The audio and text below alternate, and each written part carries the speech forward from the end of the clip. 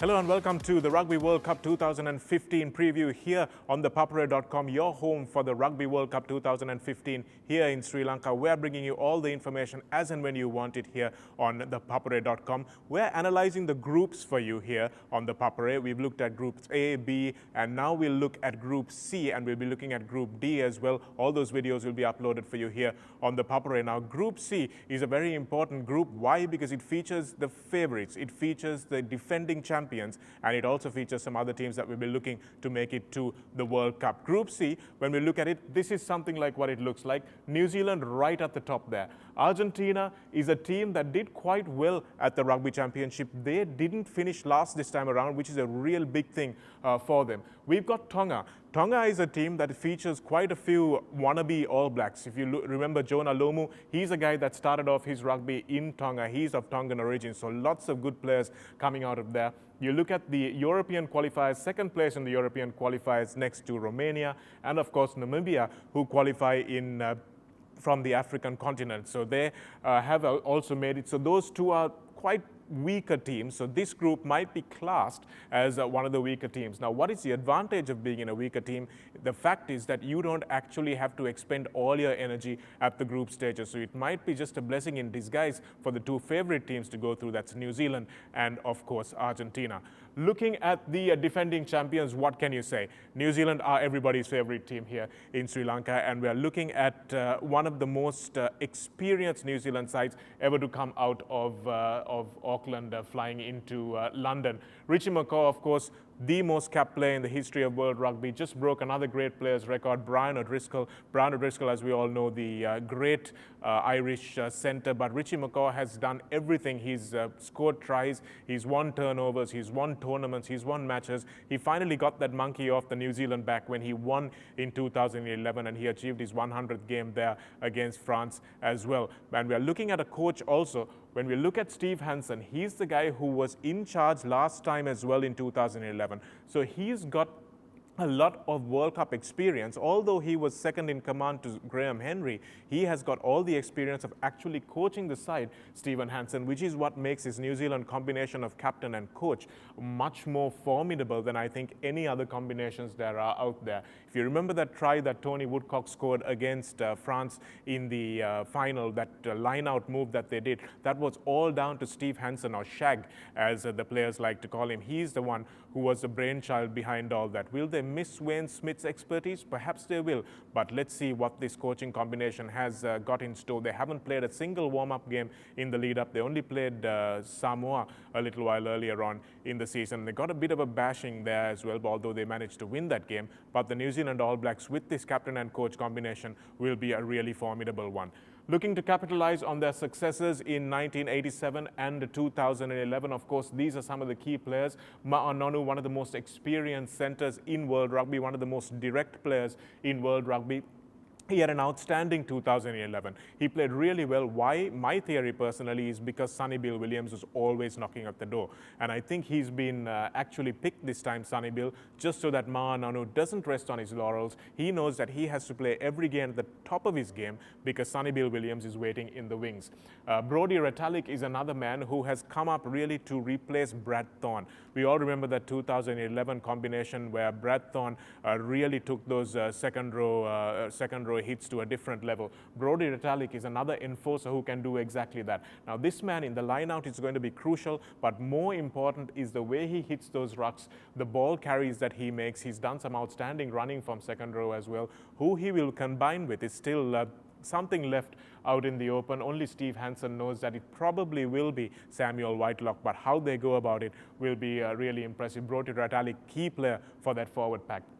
The other one, of course, what do we need to say anything more about Daniel Carter? Probably the most perennial player that we have seen in that number 10 jersey. Probably the best all-round player that World Rugby has seen ever. I mean, that's a big statement to make, but as in terms of all-round play, his defense is fantastic, his kicking game is fantastic, and although Johnny Wilkinson was both of those things, Dan Carter in his running game and his distribution are probably a shade ahead of Johnny Wilkinson. To say that he's the best 10 that has ever graced the game is probably not not going too far beyond it. Will he be fit though? We all remember that photograph from 2011 where Daniel Carter was lying on the ground holding his groin and an entire nation went into mourning. But this time he's fit. Will he last the tournament? He's recovering from a broken leg.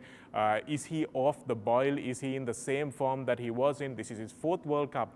It will definitely be his last, but will he be able to contribute to the team and be the champion that we know he is? The other man who has gone a little bit off the boil, Kieran Reid, for most parts of 2014 was the best number 8 in the world. 2013, probably the best player in the world.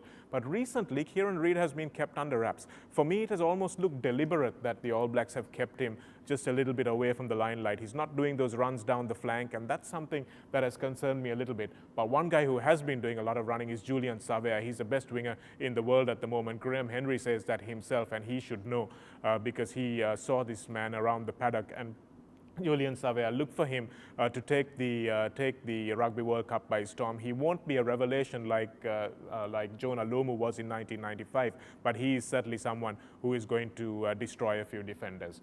So that's the All Blacks for you, and I think definitely that they have a champion team within them. Whether they will get upset by something fabulous that another team does is the only thing that will be lying in wait for them, of course.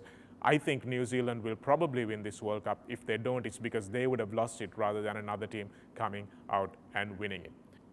Talking also of the players who missed out, we know that New Zealand has immense depth in their pool, but as a result of that, some players do get to miss out. And 2 of the back 3 players that did miss out are Israel Dagg and Corey Jane. No problem at all with Israel Dagg missing out. He has been a shadow of his 2011 incarnation in this season. And Corey Jane also suffering from injuries, quite a few injuries to add to that. It's not worth the risk, I think, for them to take Corey Jane, although he's a fantastic high ball player. But the man who can count himself most unfortunate, of course, is Aaron Cruden. He was actually injured in a match for the Waikato Chiefs, and he did his knee ligament, so unfortunately he won't be there either. So guys that would normally walk into any first 15 of other world rugby sides don't find their way into the 31-man squad. So these are the guys that miss out, but I'm sure they'll be cheering from home when their buddies run out in their black jerseys. Now moving on to Argentina, they were a team that has done really well in the recent past. They're a team that knows exactly what their limitations are, and they've also got a bunch of players who can really light things up. They've got a big winger, and they've also got guys like Marcelo Bosch who can really create problems for other defenses. Remember, they finished 3rd in 2007. That's not too long ago. They finished 3rd in the Rugby World Cup. They've been in the top 8 or thereabouts consistently throughout World Rugby, and this is a team to watch out for as well. If they make the quarterfinals, which I'm sure in this group they probably will, then of course you can look at a quarterfinal against France or Ireland. Those are 2 teams that they can beat. Will they make a semi-final? They may just do that yet. But the scrum is their strong point, and of course their captain, Augustine Creevy, who plays at hooker, is the focal point of that scrum, and they have been destroying scrums from South Africa, even from New Zealand, and definitely from Australia in the lead up to this tournament in the Tri-Nations. So it really is an outstanding weapon that they have, and they've got guys who can kick as well. They're a footballing country, so they know that they know how to kick the ball, and they will make those three-pointers count. Daniel Okade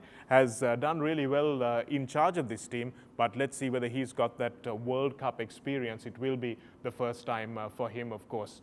The experienced man, Juan Martin Fernandez Lobe, he's the one who controls things at the back of the scrum. So let's wait and see whether he's able to control that good ball. He almost scored a try against the All Blacks, which was quite cruelly disallowed, I think, in the last Tri-Nations series. But he's a man who gets around the park and is really one of the players to watch out for these Pumas. Then, of course, Marcelo Bosch playing in the centres, plays a lot of his rugby, plays all of his rugby in Europe, actually, and he's a fantastic player, will be used to the conditions as well, so that's a very important aspect. And the other guy who's going to be really good in the scrums, Marcos Ayerza, he's the prop, and a lot of people are talking a lot of things about him, and most pundits in the know will be picking Marcos Ayerza as their number 1 in the front row. So that's something that the Argentinians have really got going for them. Moving on, of course, to Tonga.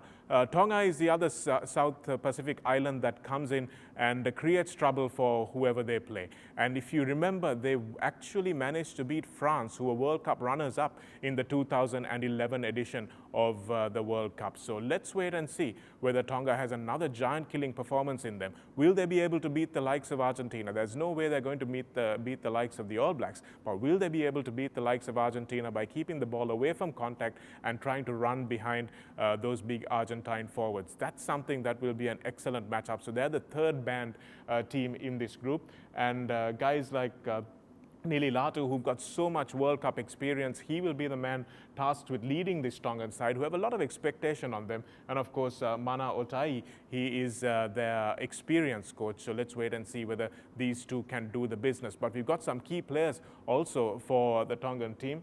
And looking at the youngest then Sonatane Takulua, who also plays his rugby in Europe. So that's going to be interesting because he'll also be used to the conditions. Fetu'u Vanikolo, another hard-running man. So give those guys the ball in hand and they can do some damage one-on-one. And it's becoming much more physical rugby, and it's only a matter of time before these Pacific Islands, when they get their strength and conditioning right and their discipline right, are more of a problem. The third name, of course, is something that all our Kandy fans will be familiar with. David Halaiwhanoa, who played for Kandy in the last season of rugby, was someone who was a household name almost. So we've got some pretty high-profile players coming down to play here in the league as well. So David Halaiwhanoa is one of those players. So these are the guys that will be tasked with doing the job for Tonga. Moving on, then we have Georgia. Georgia, as I said, were the people who, the team who qualified in the second European qualifiers draft next to Romania. They haven't had a great World Cup record, but they have managed to beat Romania, who are just above them in the world rankings, and their captain Mamuka Gogodze, who also plays in Europe, but is also a very experienced player. He's their number 8, and he will be carrying the ball a lot. Watch out for him. Milton Haig is their coach, and will be looking to try and win one game at least in Group C, and maybe have their sights on Tonga as well. 18-year-old Vasil Lobzanidze, he is one of their key players, of course, and Levan Chilachava is one of the big men in that forward pack who will be expected to carry the ball a lot. And of course, David Kubriashvili is another man who will be one of the key players for them. If you do remember, Dimitri Ashvili, who played for France, is of Georgian origin, so they do have a good rugby tradition. Moving on to Namibia, who qualified in second place in the African continent. As you know, South Africa qualify, and then in the African continent you have another qualifier, and that one is Namibia. Unfortunately, Namibia are at the wrong end of the highest defeat in World Cup rugby, 142-0. They lost to Australia maybe in 2003.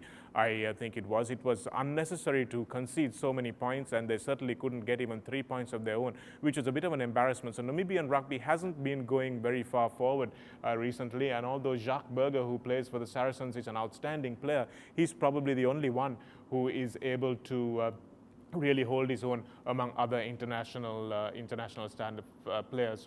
Welshman Phil Davies is in charge of the Namibians, but I don't think they're going to make too much of an impact in this. They'll be looking for at least one win in Group C as well. Arana Skutsi, who plays in South Africa, he plays for the Cheetahs, and PJ van Lille, the number 8, who actually plays for Bayonne in France, will be two of their players to watch. So that's pretty much it from Group C. That's where we find our defending champions, and of course the other team who are almost guaranteed to go through to the quarterfinals, who are Argentina. Will they manage to beat one of France or Ireland, who are in Group D? We'll look at Group D, and we've looked at all the other groups as well. Check out the Rugby World Cup previews on ThePapare.com. We'll bring you a lot more action on this site.